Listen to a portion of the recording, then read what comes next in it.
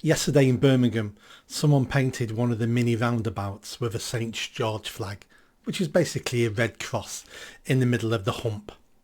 Within 24 hours, Birmingham Council is out cleaning it up, as if it's graffiti, as if it's offensive. This is Birmingham Council.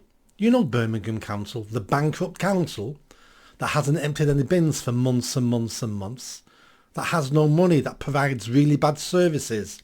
But they can send a team out within 24 hours to remove a red cross off a hump in a road.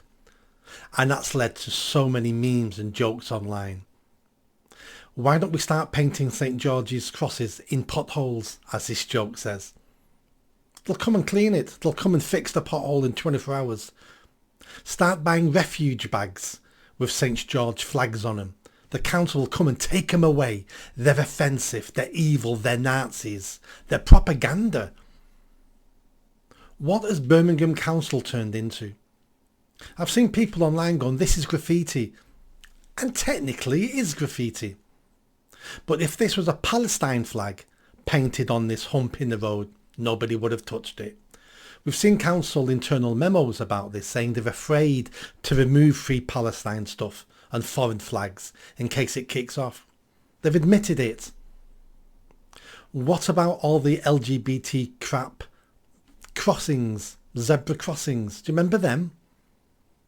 Blind people were complaining about them, saying first of all their dog's not trained to recognise such things. We spent decades trying to improve lives of the disabled, but if those lives aren't worth enough because a new ideology, a new religion takes over. So don't tell me it's graffiti, don't tell me it's a health and safety hazard, because lots of other things are not health and safety hazards if they have the right message. This is an anti-English message. This is Birmingham Council, run mainly by Pakistanis, saying,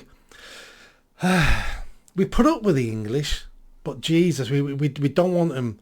We don't want them advertising the fact that they're here and they live in our city.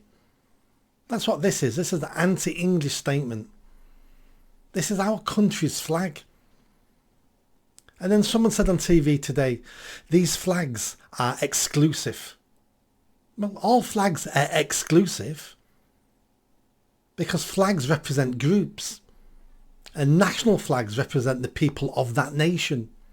And that's what all country flags are. A representation of that nation for people to get behind. And the fact we have people living here who are against the St George flag and against the Union flag explains everything, doesn't it? Because they don't feel they belong here. They don't feel they're British. They don't feel they're English. They feel something else.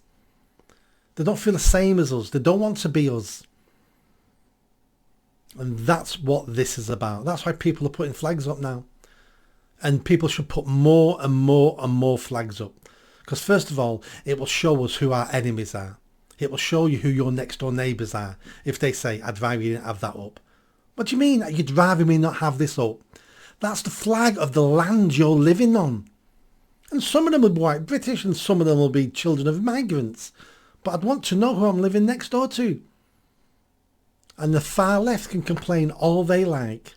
All they like, because we've been tolerant for too long. We've been cowardly for too long. And the worm's turning because people have realised now this is fight for survival.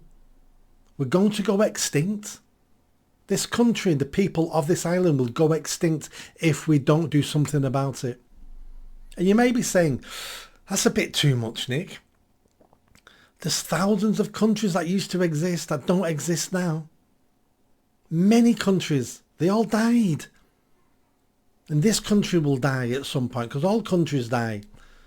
But we're actually hastening this death. We're promoting it. We're accepting it. I'd rather us die on our feet than do what we're doing now, which is living on our knees. Buy some flags. Get them out there. Because this is our island. And I don't mean a white person's island. I mean, it's an island for all English and all British people. And if you don't class yourself as English or British and you live in this part of the island, you need to get out. Slight exceptions for people from Northern Ireland, Scotland and Wales, because they're part of the Union. And a little exception for them, but anybody else. Southern Ireland, get out. French, get out. Pakistanis, get out. I've had enough of all immigrants. There's a fair few who will stay and should stay, but they need to be the exception, not the rule. And we need to make sure these guests, because that's what they are, guests.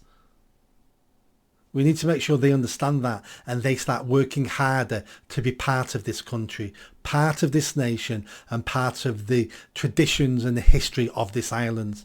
That's all we're asking these people. Integrate, assimilate and be part of this island story. And if you don't want to, get out.